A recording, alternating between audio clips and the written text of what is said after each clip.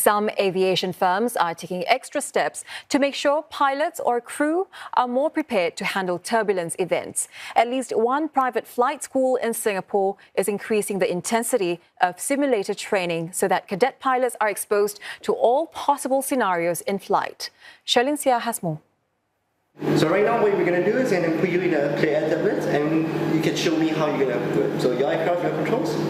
We're going to enter turbulence in about 5, 4, 3, 2, 1, go. This trainee pilot is lucky to have ample warning because in real life, clear air turbulence can come out of nowhere.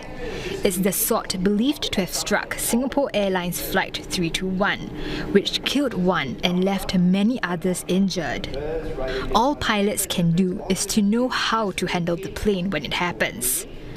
Dozens of recreational pilots learn this each year at private flight school Aeroviation. 20 hours of simulator training takes them through all possible scenarios. The school's now beefing up its program in the wake of recent high-profile turbulence incidents across the world. Depending on students' progress, we will increase intensity, we will change direction, especially on landings, we will introduce turbulence, gas factors, variable winds for them to actually improve and control their landings. Now, the facility has simulators for different planes. For example, this one I'm in, a Cessna 172. That's actually the world's most produced aircraft. That's so pilots in training can get familiar with different cockpit setups and various instruments. After all, when in the sky, turbulence can hit any aircraft. That's especially since cadets must be well prepared for the real deal when they go overseas for a month's training. So when they actually fly out in Australia, they get to experience what this sort of turbulence can entail, especially when flying in a light aircraft. As compared to the 777s, 380s or the jet line or the airlines, you feeling turbulence in a smaller aircraft, you can actually really feel it. So that's how you actually learn how to fight it or how to control that turbulence. The school says 80 to 90% of its cadets go on to an actual career in aviation. Instructor Mirza himself has taught 8 students who are now either flying for Singapore Airlines or in training. Clear air turbulence has already caused several aviation incidents this year, injuring passengers and in one case causing a fatality. We take a look at the damage it can inflict on affected flights.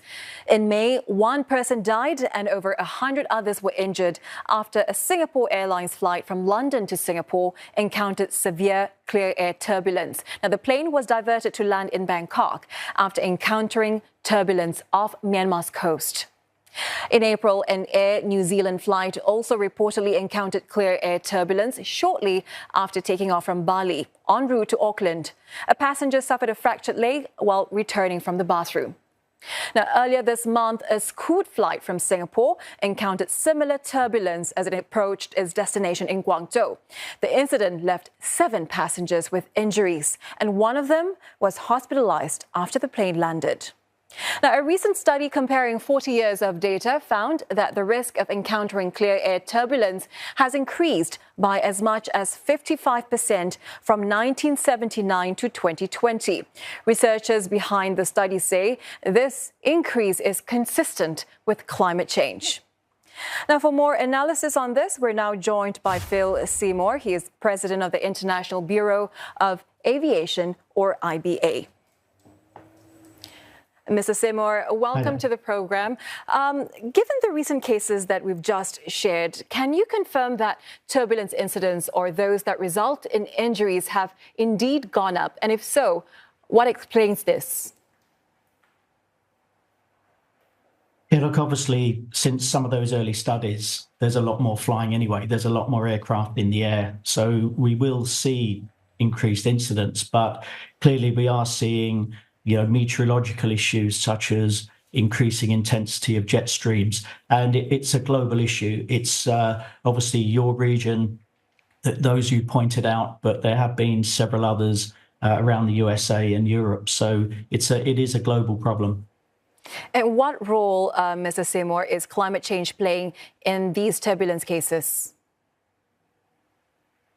Well, it does appear that the jet streams are intensifying. There are, let's say, hotter regions and colder regions, and therefore the jet streams can intensify, which is a direct cause of the turbulence, of course.